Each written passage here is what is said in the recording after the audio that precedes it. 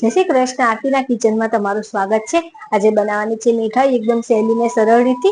ચાલો એની રેસીપી શરૂ કરીએ. મીઠાઈ બનાવવા માટે સૌથી પહેલા લઈ લીધો છે આપણે એક વાટકી રવો. આપણે વાટકી એક સાઈડ કરી લેવાની છે. તો એકદમ ઝીણો રવો છે. તમે એની જગ્યાએ મોટો સૂજી પણ લઈ શકો છો, કારણ કે આને આપણે પીસીને એનો પાવડર કરી લેવાનો હોય છે. તો આનો આપણે પાવડર બનાવી લઈશું. જોઈ શકો છો આ રીતે રવાને પીસીને એનો આ રીતે પાવડર તૈયાર કરી લીધો છે. હવે આને વાટકામાં કાઢી લેશું. હવે આ જ મિક્સર જારની અંદર આપણે એક વાટકી ટોપરાનું છીણ લઈ લેવાનું છે. તો જે વાટકીથી આપણે રવો લીધો તો એ જ વાટકીથી આપણે ટોપરાનું છીણ લઈ લીધું છે, અને એ જ વાટકીથી આપણે દૂધ લઈ લીધું છે. આને સારી રીતે ગ્રાઇન્ડ કરી લેશું. ટોપરાનું છીણ અને દૂધના મિશ્રણને ગ્રાઇન્ડ કરીને આ રીતની પેસ્ટ બનીને તૈયાર થઈ ગઈ છે. તો આને પણ આપણે કાઢી લઈશું. હવે મીઠાઈ બનાવવા માટે સૌથી પહેલા આપણે 3 ચમચી જેટલું ઘી લઈ લેવાનું છે. આમાં એકદમ ઓછા ઘીનો વપરાશ થયો છે. જો તમારી પાસે મેલ્ટ થયેલું ઘી હોય તો 4 ચમચી લઈ લેવાનું. સારી રીતે આને ગરમ કરી લેવાનું છે. ઘી ગરમ થઈ ગયું છે અને આજે રવાનો પાવડર બનાવ્યો છે તે એડ કરી દેવાનો છે. અને આ મિક્સ કરી લેવાનું છે. અને આને વધારે પડતું નથી શેકવાનું. અને આપણે પાવડર બનાવી લીધો છે, એટલે આમાં જે આપણે દાણો હોય તે ફૂલી જાય અને બધું ગરમ થાય ત્યાં સુધીને બધું કરવાનું છે. આનો કલર ચેન્જ નથી કરવાનો. રવો કાચો ન લાગે એટલા માટે એને ઘીમાં શેકવાનો હોય છે. તો આને આપણે સારી રીતે શેકી લઈશું. અને ગેસની ફ્લેમ એકદમ ધીમી જ રાખવાની છે, ફૂલ નથી કરવાનો. તો આપણી ચોંટવાની કે દાજવાની શક્યતા રહે છે. તો ધીમા ગેસે જ આને આપણે કરવાનું છે.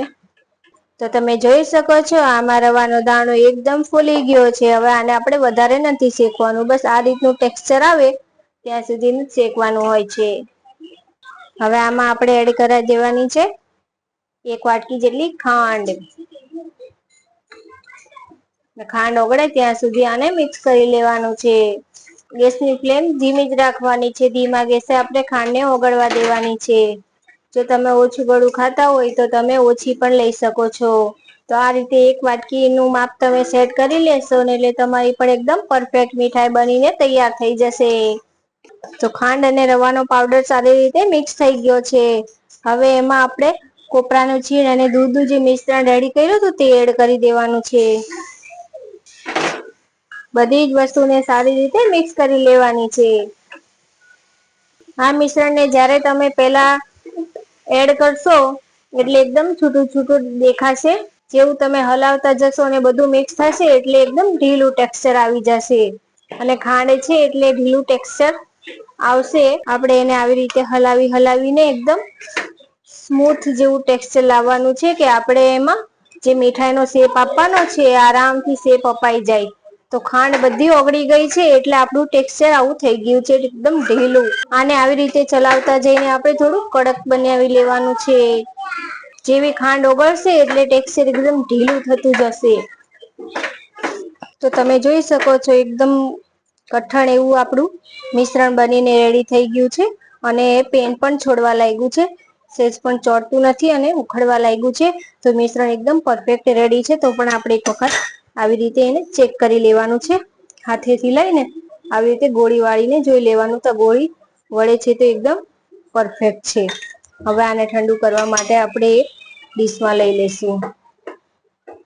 તો આ મિશ્રણ આપણે હાથ અડાડીએ તેટલું જ હવે ગરમ છે. તો આમાં હવે આપણે મિલ્ક પાવડર છે. મિલ્ક પાવડર છે 4 મોટી ચમચી જેટલો તે એડ કરી દેવાનો છે. બધું જ સારી રીતે મિક્સ કરી લેશું.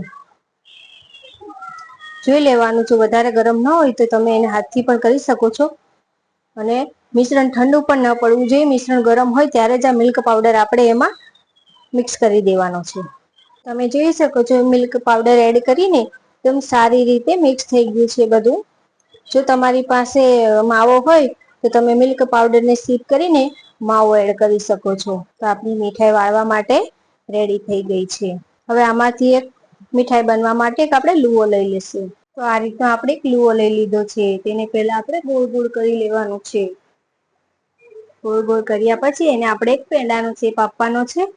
તો આ રીતે પાટલીની મદદથી એને પેંડાનો શેપ આપી દેવાનો છે. તમે જોઈ શકો છો કેટલો સરસ પેંડાનો શેપ આમાં અપાઈ ગયો છે. તો તમે જોઈ શકો છો ખાલી એક જ વાટકી રવામાંથી કેટલા સરસ અને ઘણા બધા પેંડા બનીને મેં તૈયાર કરી લીધે છે. તો તમે પણ આ રેસીપી જરૂર ટ્રાય કરજો અને મારા વિડીયોને લાઈક શેર સબસ્ક્રાઈબ કરી દેજો. અને આવી રીતે તમે પણ મીઠાઈ તમે આને રવાના પેંડા પણ કહી શકો છો. ફરી એક વખત જરૂર ટ્રાય કરજો. પેંડાની રેસીપી તમને કેવી લાગી મને કમેન્ટમાં જરૂર જણાવજો.